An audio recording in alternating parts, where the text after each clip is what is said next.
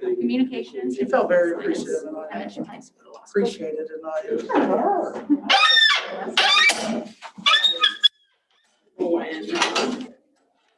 That's a good thing. Yeah. It even has a broader view. I know, it shows here, she was going No, she's to try to join. she called me. Okay. Yeah, I already checked. I checked with her and made sure I didn't have to get her up. And you said where? Doing quite well. You know, you might not. I have Well. I'm not so glad.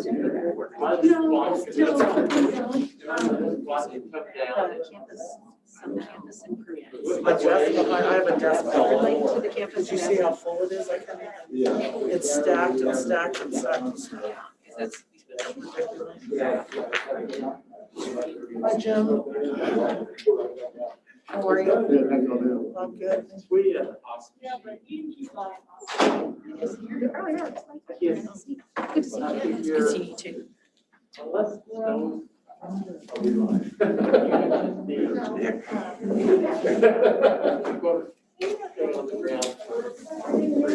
We've got, we do have extras up there. Next week, we do the weather. There's that much snow. Yeah. So She, we were both, yeah, she came on after me. You're good for that. it's covered on the video. Home stretch? Yes. I just. The light is at the end of the tunnel, but it also. How long now? I'm talking to one of my sons. 10 A couple days ago. December, according to Because I think my. You know the time. Yeah. No, I was crazy. So. Yes, I have. Yeah. You're not gonna forget now. Is there anything coming that you've forgotten about? Nope. actually going Oh, to. like just Oh, finished yeah, the yeah. project. Next month, one of my I would student start up veterans for will be finals. Yeah. To that time, you know. Why, oh, my student. Everybody asked you. I guess it's better than that. What do you think? Yeah, especially if we got done really early. That's a lot of time. That's not too. That's fine. Take an extra breath. I have to. Bit of a today. Live right now. Okay, can I have everyone's attention? As you know, we're gonna have a work session here at 3:00, and it's about 3:04, 3:05. And I'm not sure I didn't know that's that. going to be, but Dr. Anderson can get us started, and then we will move forward. There's not a formal agenda for this work session, so we'll go ahead. Well, thank you very much.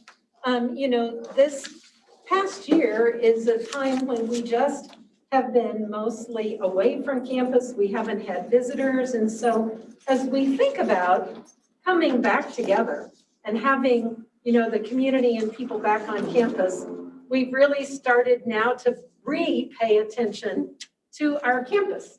And we want it to be the beautiful campus that has always been our goal for it to be.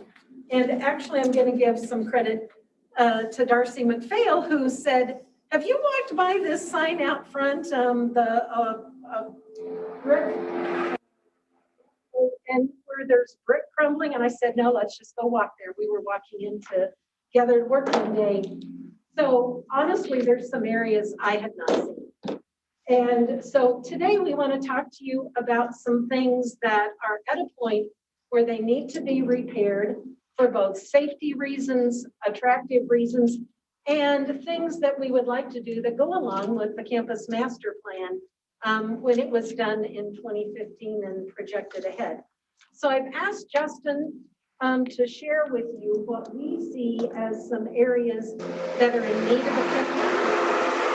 And we're going to also talk about some revisioning of some spaces, because there is the possibility that we can utilize some of the resources that are coming to us through the federal dollars coming in, through that we will be able to say we have replaced lost revenue that might allow us to tap into some resources that will be available to us as one-time things this coming year that will not be available in future years. So I think now is an optimal time to think about what kinds of things need attention on our campus. What can we do that goes back to the campus master plan? And I want you all to be aware of that and then provide us your feedback. So Justin is going to talk about a crumbling wall and some sidewalks and kind of the whole entryway to our campus to start us off. And then we'll talk about some other things. So, and as he's pulling that up, I just want to say that our campus has always prided itself on being beautiful to visitors, and that we have, and the boards over the years have always said State Fair Community College has a tremendous visual appeal. That is the case, but there's some things that really need attention if we want to continue to say that. So thank you, Justin. And Justin O'Neill is the director of our physical operations. So he's over the folks that are mowing the lawn right now. So, message just now. So. I figured you did, as well as attending to our physical spaces, and we appreciate all that he does for us. So thanks, Justin. So I'm going to show you some pictures and bear with my photography skills because these are my pictures that I took. But this is the fielding entrance on the east side. So this is the front door to the Career and Tech Center. It's a nice, bright, sunny day. It's not as cumbersome to get in, but you can see we've got some deteriorating sidewalks. We know we've got deteriorating parking lots. I'm not coming to you for asphalt today. We put that on a bigger list with the state just because it's a monumental thing. But we want to clean up some of this stuff. My crew in our department, we can handle some of the landscaping. We can pull bushes and shrubs and things like that. But when it comes to the big concrete work that we need to do, we're going to need more help, and we're going to need some contractors to help us do that. But just so you know, that's our front door to the Career and Tech Center. When it's raining, this ramp here, we've got some drainage issues right there, and it fills full of water. And it's too much to even jump over. You really have to walk completely around. And that is our ADA access into that building as well. So that's one of the big ones.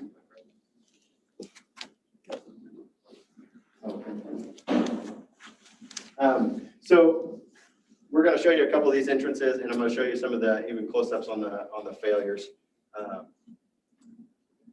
This is the front of Hopkins Building. The brick walls are failing on us, and the concrete underneath them is actually crumbling. Along with there's a lot of sections where the fascia of the brick is falling apart. This white is a deterioration. It's called efflorescence. It's from water infiltrating into the top of those brick walls, and then the minerals are actually coming out in the brick. So that's our front door to the campus. That's where the students are coming in. You know, we did some improvement with some state funds about 3 years ago, and redid the front stairs. If you don't know or don't recall, they were about twice as wide. They had the same walls on the sides of them that were literally falling over too. So we've been trying to improve these things as we go. And here's the next step. These walls they weren't quite in that bad a shape when we did the front steps, but now they've gotten to that point as well. Yeah, so I don't know if you have a picture of the main sidewalk, Justin, to show. Okay. But, you know, those walls are deteriorating, and in some cases, they just really don't provide an inviting entryway anymore into the campus. And so, you know, a person's first impression makes a big difference on what they think about coming to this institution or not. And we want our first impression to be, wow, you know, this has a great feel, it has a great look, and obviously it's welcoming.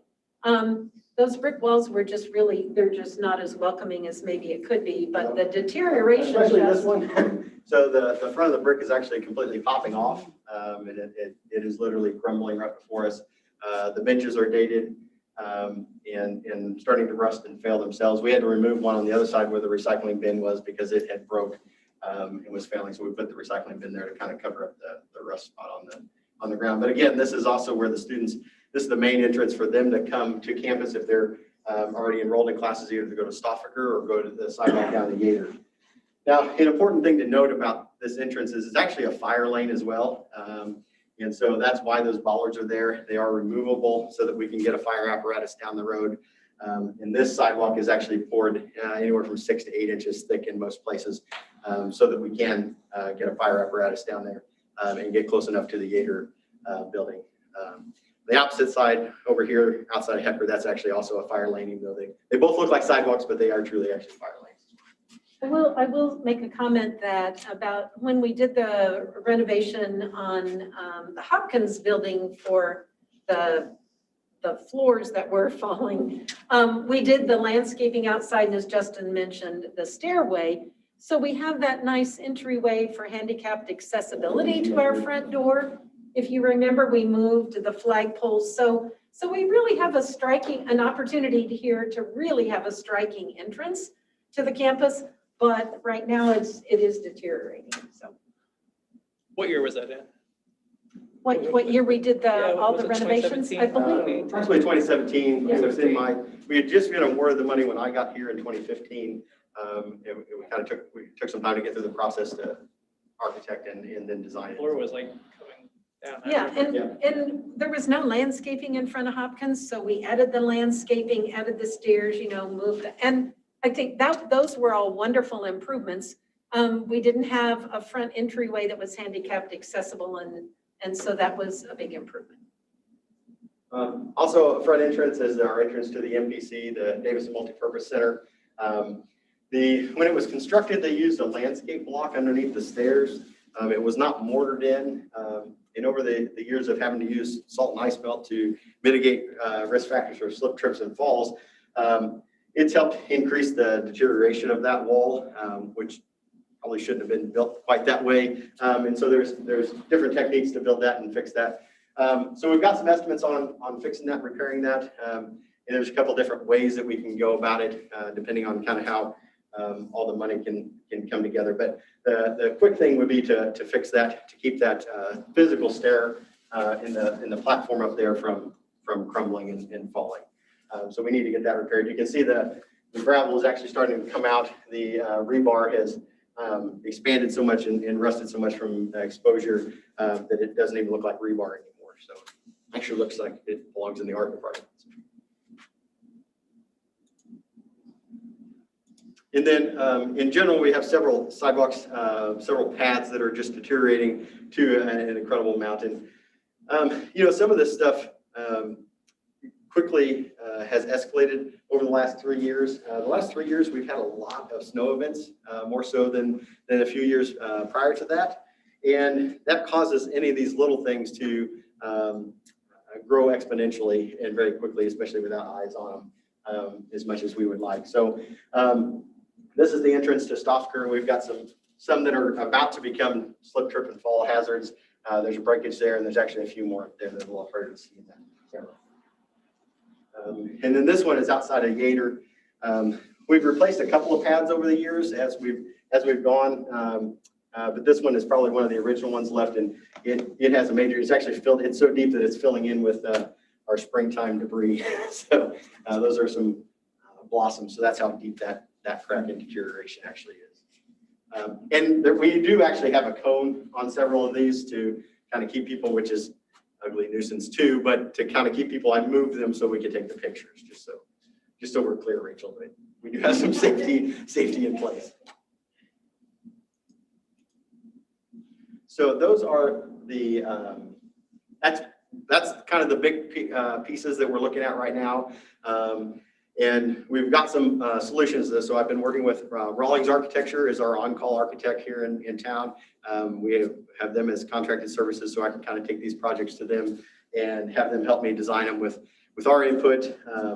Now, we don't need an architect to replace, the pads outside the buildings. I understand that. But if we're going to take these brick walls down in the entrance to our college, we want somebody with some design expertise to look at it with us to make sure that we're still keeping an entryway into our college, a gateway into our facilities. So And Justin, I want to mention that trustees today, you have an action item that relates to all of this, in that we are bringing this, we're showing you, but in that action item on number 12, we're going to ask you to allow us to spend dollars so that we can get our state maintenance and repair allocation. And our window of opportunity is pretty short here. We've expended some things, but we just, we still have money left on the table in state maintenance and repair. And so keep that in mind as we're talking to you about this. Keith, Right, yeah, I wanted to let you know, reason we're showing you this is that every year we get allocated a certain amount of money for maintenance and repair. Over the years, we've used it to repair roofs. We've put in, we've done painting, we've put in ceiling tiles. We've done a number of things with it. This year, we kind of, Justin and myself, and others kind of collectively said that the cement work and things you see here is probably a good use of those funds. So we need to get this going because we have to have this money expended in time to get them reimbursed this fiscal year. But the money here is, and so that's why we're showing this, is that's how we're planning or requesting that we use the bulk of those funds is to do this type of work. And it's what the state has in mind for them to be used for, is to do this type of activity. in a few past years, we had no problem spending that money because we had the Energy Innovation Center and we were always doing something out there that we could count toward that match. We do have to have a match. And so we budget for that match in Justin's budget. So yeah, you can go on. So we want to show you some concepts of what Rawlings has created as to what our new entryways could look like.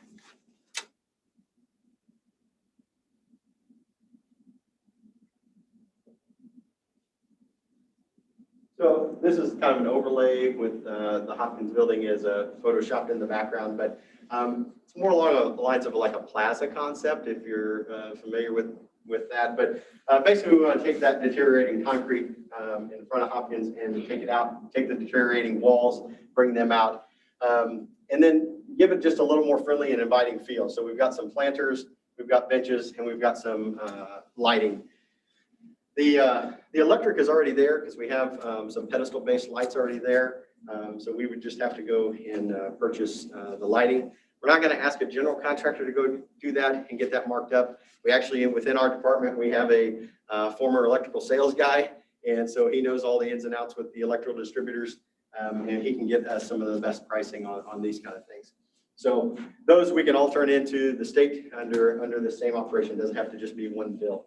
But what we're talking about is concrete and then some pavers or stamped concrete to add an accent to it to really make sure that it looks like the front door and the entrance to the college. This one still has some bollards in it.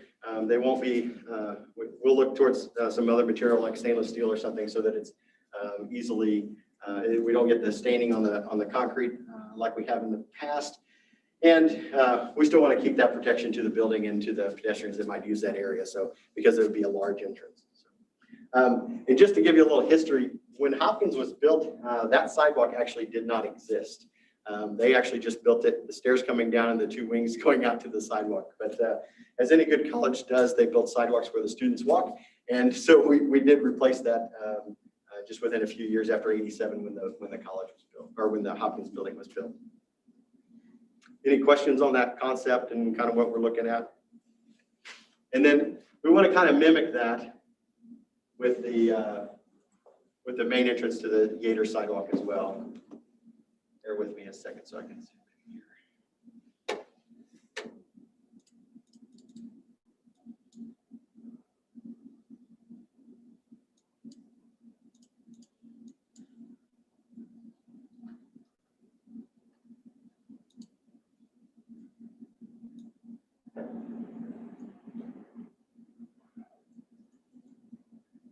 So it'd be a similar concept. This would be the road will be out here, parking lot that's out here.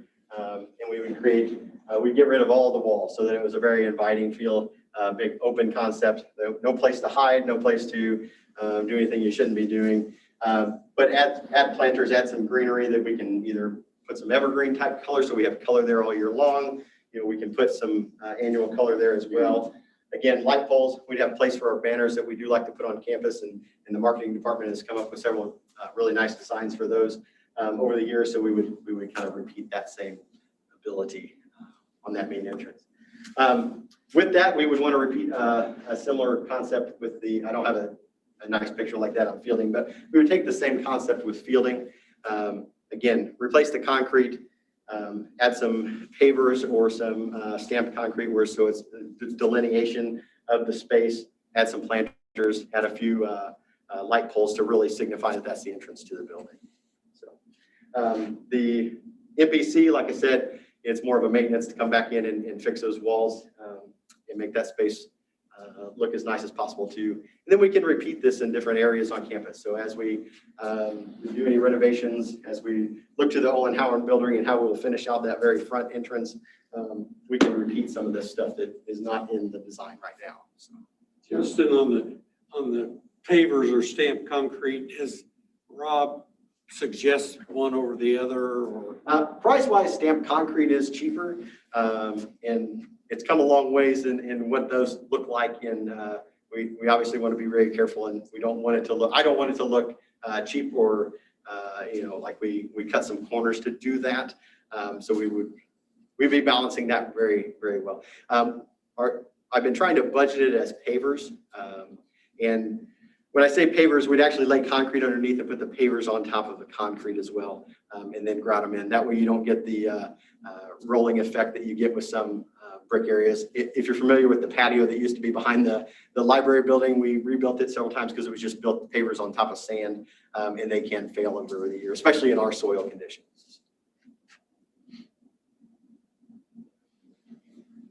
Other questions for Justin or comments or, just your overall thoughts? Well, in the long run, historically, the pavers hold up, from my experience, hold up much longer and look better than the stamped concrete. And I'm sure, I don't know what the cost difference is there. So with pavers, in doing the three areas, so just talking Gator, the Hopkins and Fielding, we're in the $150,000 to $180,000 range. If we go stamped concrete in some of those areas, of course, they're estimating anywhere from $30,000 to $50,000 less in those three areas. Now, there's more to it than just that, because I said we've got some other pads to fix. We've got the stairs at the MPC, so that's why we're asking for the amount of money that we're asking for. But the quick estimations that we've got this week from some contractors that the architect pushed this out to was in that range. And our plan, like Dr. Anderson said, we've got this on your table to discuss at your open session. But the process for this is we'll still bid it out like we would normally bid out a project and select a contractor and that sort of thing. So it'll be an open project. And the general contractors that looked at this with the architect, most of them have indicated that they would bid the project too. But they helped us to establish this initial budget. Those are banners on the lights. Is that what's being depicted? The maroon banners? Yeah. Yeah. So those would be the banners that the marketing department typically makes. And we've got them on most of our poles right now, depending on the time. I don't know if they're all up right now or not, but depending on the time of year, we've got different ones that we put up. I don't guess there's any chance that you could save enough money to kind of screen that heavy equipment at the end of it. It's on our list too. I know, but I've been asking for like 5 years. We talked about it just recently. I know. Yeah. You've got bigger fish to fry, I I realize. mean, again, it's with But our, if you've got extra money, you could put it with the there. aesthetics of it, we've talked about some different ways that we can screen that in, absolutely. So what he's talking about is on the side of Hopkins, our HVAC units and our generator units are kind of exposed there on the side. And it has, when they were put in there, it wasn't exactly as busy of a sidewalk as it is now, especially with the Hopkins Building and the Gator access that it has. So yeah, it needs a little more screening. Could there be issues of adding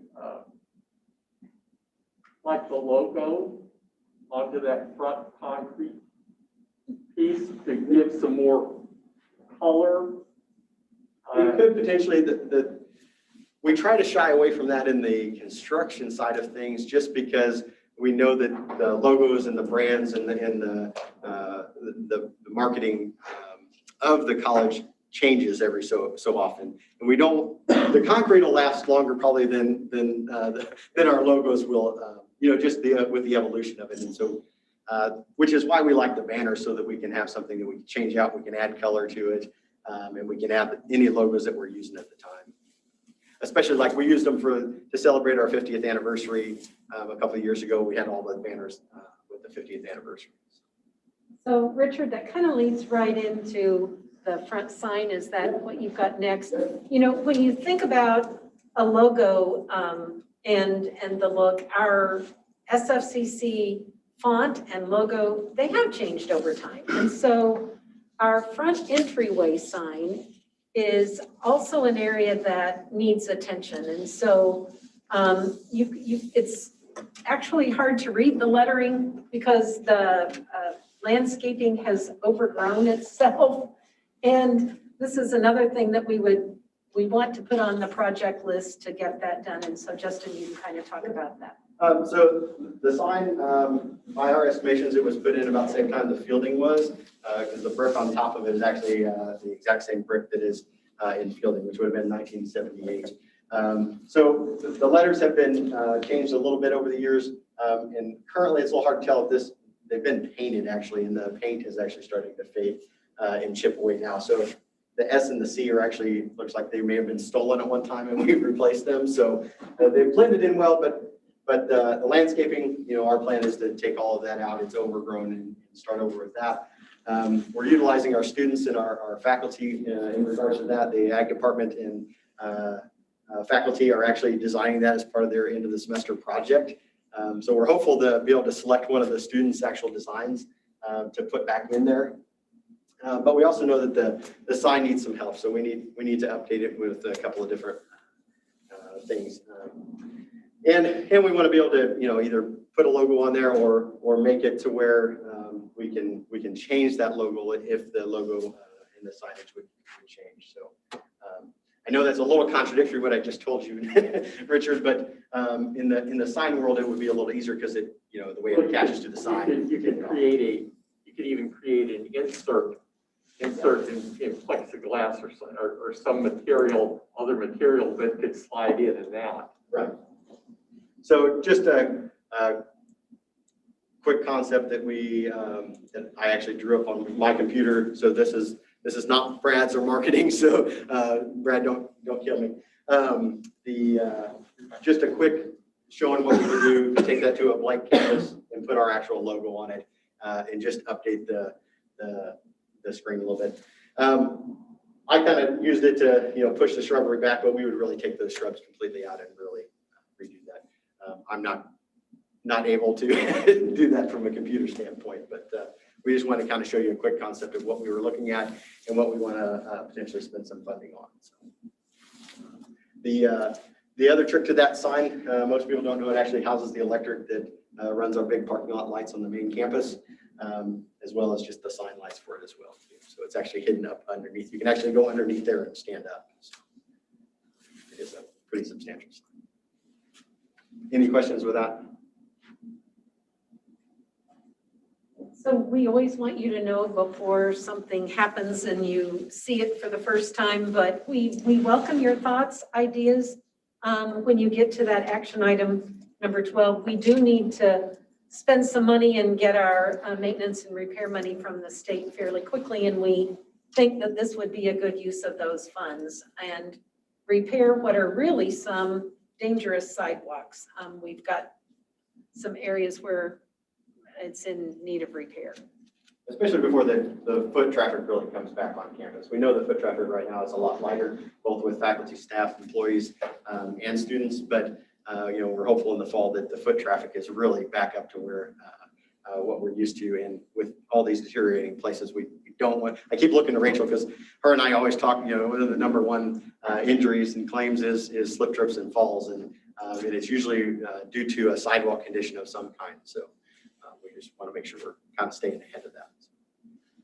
So the next thing we want to talk to you about is just the concept of needing more space in our dining and food service area.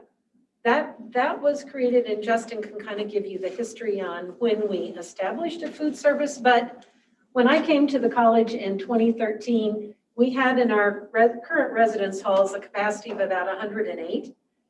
This fall, if you approve us adding a few additional spaces, 24 additional spaces in our apartments, we are going to be at 236 students. So we are going to have doubled capacity of our resident students who are required to have a meal plan, but we have not attended to nor expanded the food service preparation area and that whole campus dining area. So we just don't have space to do it unless we were to build on to Stoffaker or move the campus store. And so today I want to talk to you about the potential of relocating the campus store. And we've had internal conversations about that. The campus store, it's a destination you have to go to. So it's not on a place where students are coming and going. When we did the campus master plan, the master plan shows that we were adding on to Gator here, kind of at the end of the hallway and as part of our library commons, and moving the campus store into that location. Right now, we're not asking for us to go to that length, but we also, in the campus master plan, identified that our library, we had need of additional spaces in some areas, but the library was one area that we were oversized for. And so we have had a chance to talk with Michelle, our director of our library, and to explore the idea of a learning commons, which is language that's also in the campus master plan. A number of libraries are going to removing all of the books.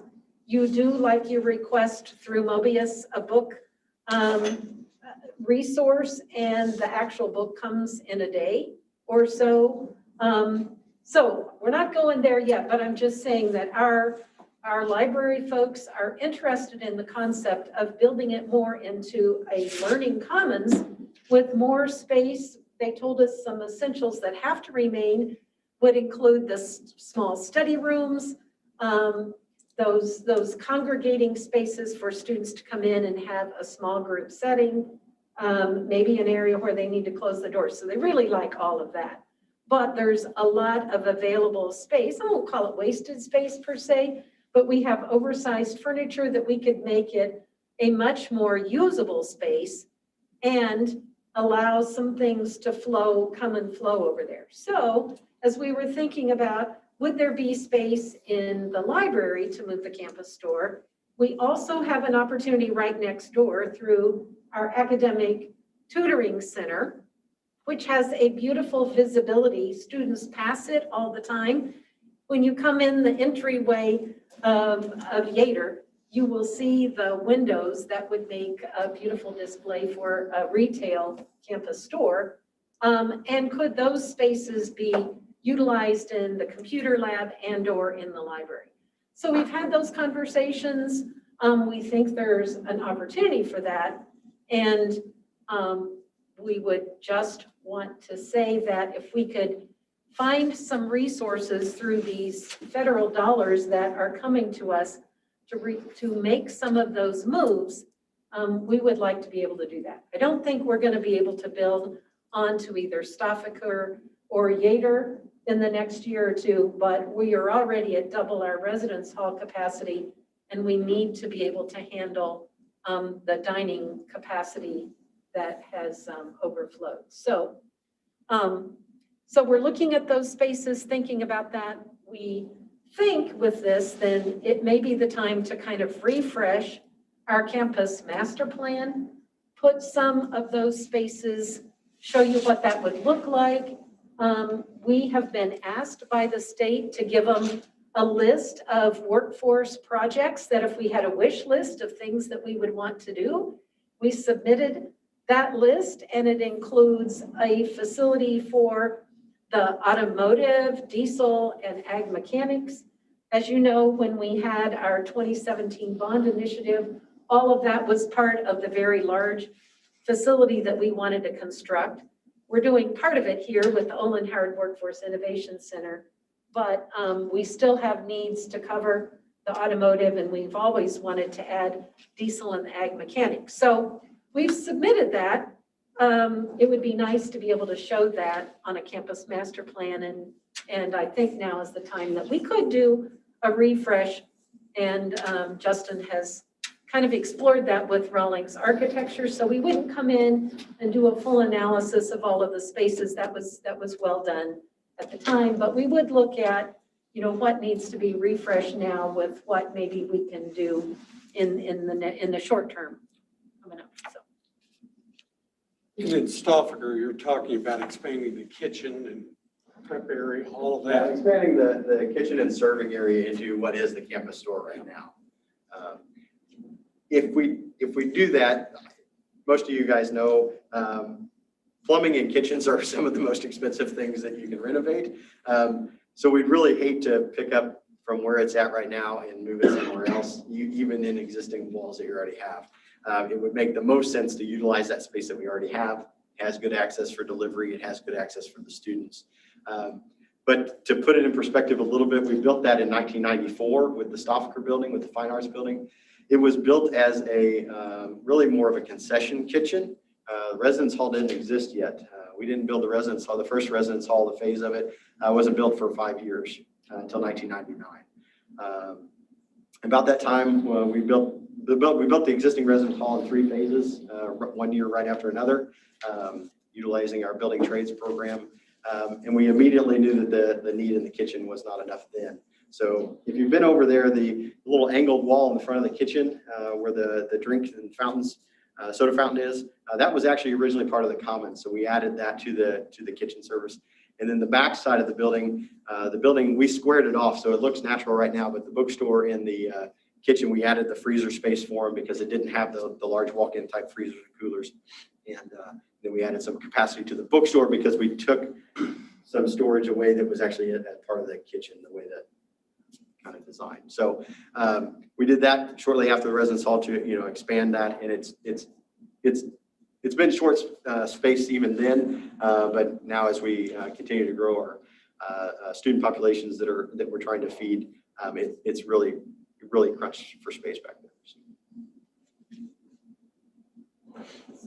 So our goal would be, if as we work through the budget and some one-time monies coming to our college, to think about these 2 needs that we could potentially make some headway on with those one-time dollars.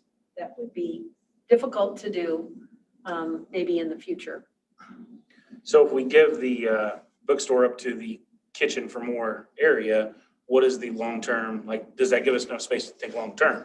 Like, or is it a short-term Band-Aid for? It really gives us a space for long-term. And so in talking, we've brought Great Western in, who is our current contractor in these conversations as well. We have been looking at spaces that they've remodeled or had remodeled in other colleges or other colleges remodeled. So kind of changing it from, just kind of a single line system to, I use the example of most hospitals have kind of a multi-station approach. But when they do that, the back kitchen actually comes forward, and you don't have to have all that space duplicated on the back side, which allows you more space for storage and freezer space and things like that.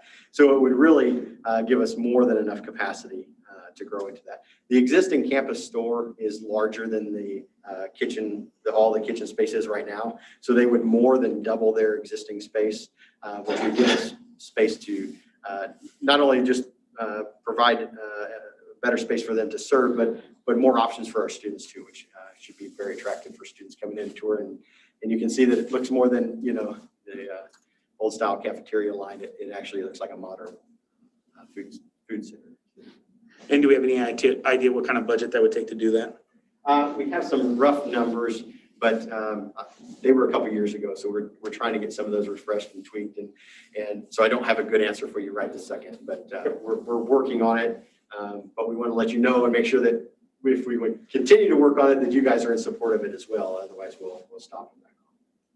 So one of the things, if we could do now over the summer, to have open for fall would be to relocate the campus store. That would then free up a space to be able to start to work on the dining and the kitchen space, which is going to take a longer process but you know, we do have to time this out so that the campus store is open appropriately. We have a dining facility to feed our students. But a lot of work could go on if there's an area that's vacant to do that in. Do we still think the Great Western might be a good friend for us?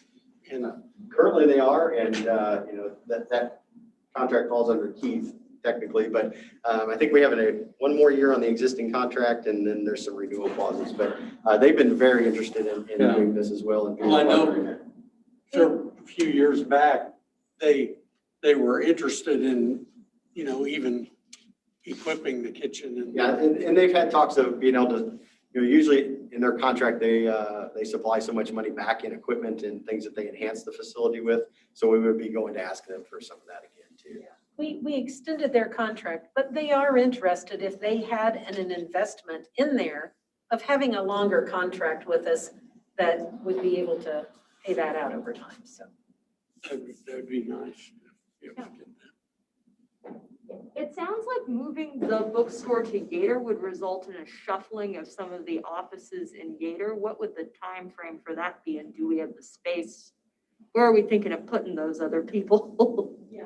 Well, right now, we talked with Jim about that, because right now, if we look at the tutoring center, there are individuals in that space, but there's really no offices there. And so obviously we don't want to remove people from offices if we didn't have a home for them to go into. So we're sensitive to that, Stephanie.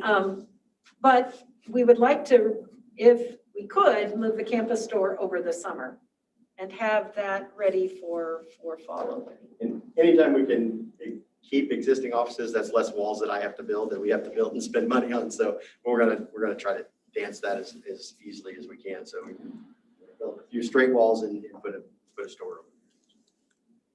So there's a couple of possibilities. We have looked at utilizing the library, learning commons, and carving out some space within that space, and yet having a separate entrance, or looking at the academic tutoring space, which does have the very visible windows there to the Gator lobby, which for a retail environment is a great environment and a great space to look at. So.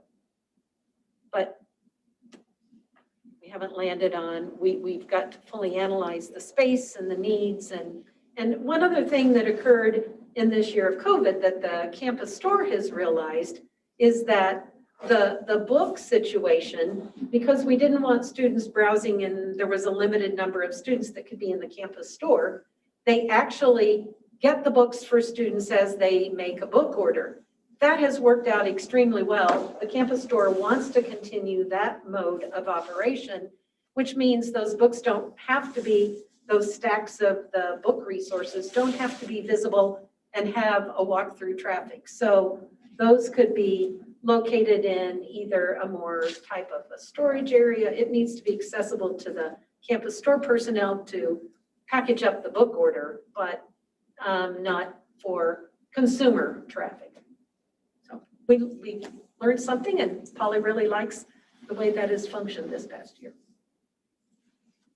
Well, I would imagine the library reconfiguration needs to be looked at, whether or not we're trying to create space for a bookstore, because library space isn't what it was 10, 15, and definitely not when I was in school. It's an entirely different environment with different usage patterns. Richard, you're going to tell your age if you don't be careful. Well, it's pretty obvious. Actually, our library director is excited about that. She has been through a number of repurposing of libraries. She was at the downtown Kansas City Library, which if you've ever been by that, it's the one that has the beautiful murals on it. It was a former bank building. And so she has been a part of those.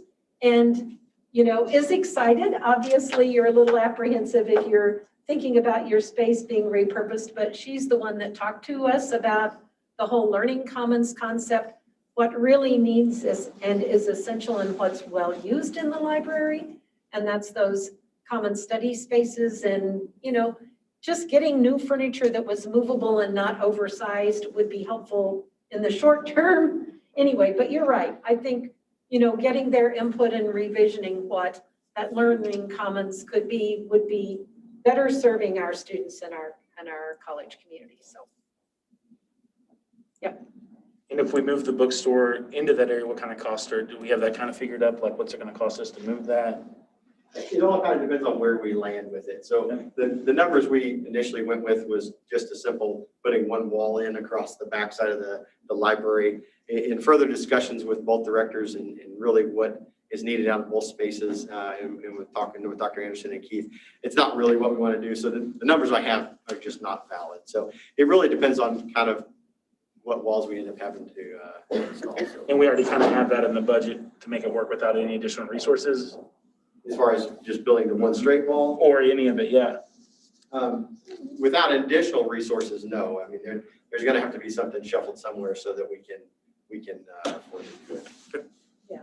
Why we're talking to you now about it especially is because as we look at how we can utilize both the Carissa money and the American Recovery Plan money, it may allow us to use some of those dollars in the dining area potentially to mitigate.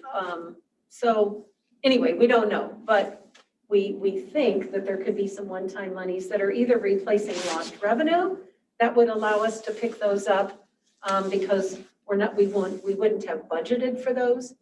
That would allow us to do these things. Which is why we're not coming in and asking for $1. Right. For those right now. I just want to forethinking on that. where we're at in all of these.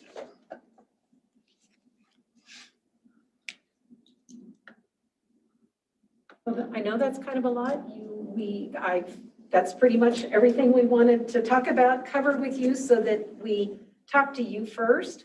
Obviously, we would go back and talk with groups within the college to further get their ideas and thoughts before this would move forward. But today in your agenda item, you are going to see that we're going to ask to move forward with spending some money on those sidewalks and entryways. So now's the time, if you have any more questions about that, you can ask now or during the board meeting. Because we don't want to leave money on the table with the state for maintenance and repair. And we think that's a good way to utilize those dollars. We have to use that money this year, correct? Correct, yep. For the end of the fiscal year. Fiscal year. We typically get money each year. What we spend it on varies year to year. Some years we have something that we just have to replace and it gets spent earlier on in the year. And this year we got lucky and didn't have, some of those. So we've got some funds and we started looking holistically, what can we really get the best bang for our buck for those, especially to encourage, students and folks. So there's a million needs on campus, but we felt that those kind of rose to the top.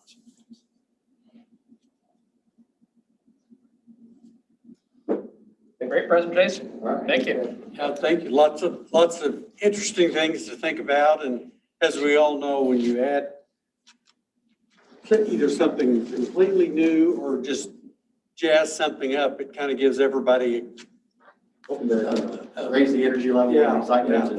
that's nice. Our goal is we think about bringing our campus back to full force here in the fall, is that it looks fresh, it looks inviting, it's exciting, and that's one of the things we'd like that this all plays into as well.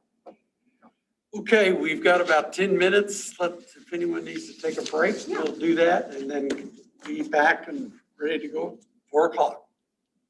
If you have any interest in looking at the academic tutoring space, you just walk down the hall and you'll see the big windows in the Gator lobby. So.